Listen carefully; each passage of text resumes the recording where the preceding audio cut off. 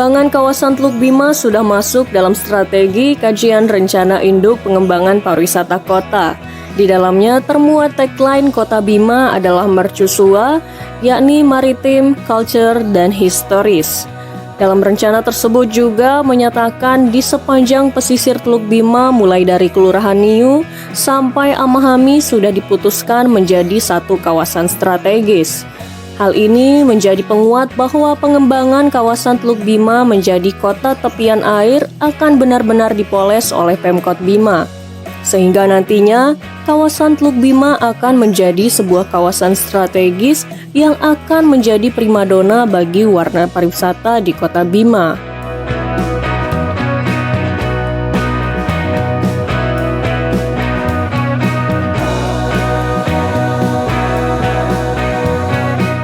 Kawasan Teluk Bima ini sudah masuk dalam strategi kajian rencana induk pengembangan pariwisata.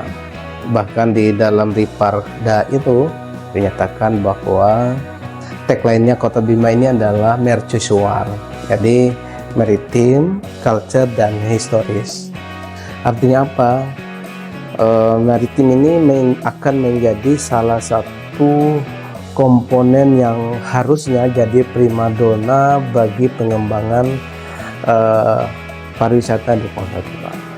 Dan itu kemudian menjadi tepat ketika dalam rumusan Ripatkot yang kami bahas bersama Poltekpar Bima, Poltekpar Lombok, menyatakan bahwa ternyata di sepanjang pesisir Teluk Bima ini mulai dari pintu masuk ya perbatasan Niu sampai Amahami itu sudah diputuskan menjadi satu kawasan strategis atau kawasan strategis pengembangan pariwisata pertama.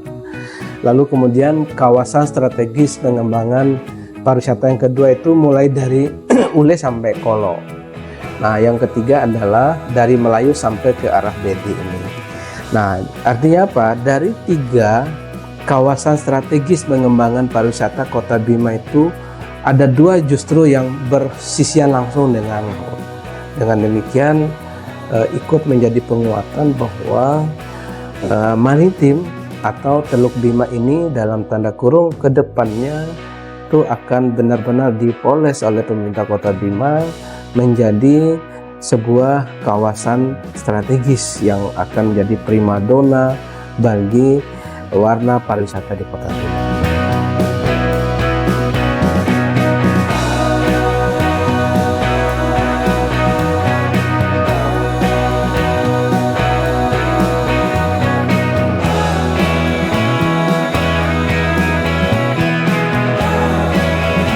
Saat ini, destinasi di kawasan Teluk Bima yang sedang dipoles selama 2 tahun terakhir ini adalah Pantai Lawata dan Kolo.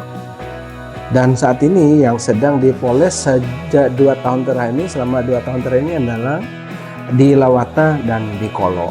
Lawata sebenarnya lebih kepada bahasa Bima yang artinya adalah pintu. Jadi sebagai pintu pertama masuk Bima, kawasan di objek destinasi Lawata ini benar-benar harus menggambarkan miniaturnya Kota Bima. Jadi di Lawata itu harus tergambar karakter budaya, sosiologi masyarakat Kota Bima, dinamika, kemudian bahkan juga bangunannya itu harus menggambarkan inilah kompleksitasnya Kota Bima. Dan hari ini insya Allah tergambar betul dari sana. Ada berbagai macam heterogenitas yang menggambarkan bangunan-bangunan yang ada. Bahkan saat ini juga sudah ada yang namanya simbol yang mengarahkan kepada perdamaian Nusantara. Sudah dibangun yang namanya Gong Perdamaian Nusantara yang juga sudah diresmikan tanggal 23 Februari beberapa hari yang lalu. Di Kolo pun seperti itu. Di Kolo juga diharapkan menjadi salah satu citra rasa pariwisata di Kota Bima yang ada di sisi atau di tepian pantai ya. Di sana juga sudah ada pondok wisata, kemudian sudah ada taman-taman untuk agrowisata, bahkan ada stable kuda di sana. Kemudian juga meeting room dan restoran juga sudah disiapkan.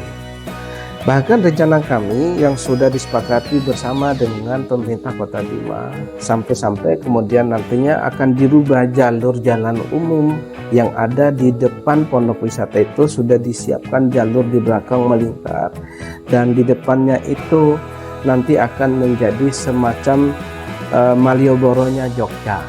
Jadi Malioboro-nya Bima nanti ada di situ. Jadi kehidupan UMKM, aircraft, kemudian hal-hal yang menyenangkan untuk trekking di tepi pantai itu disiapkan di Kolo seperti itu.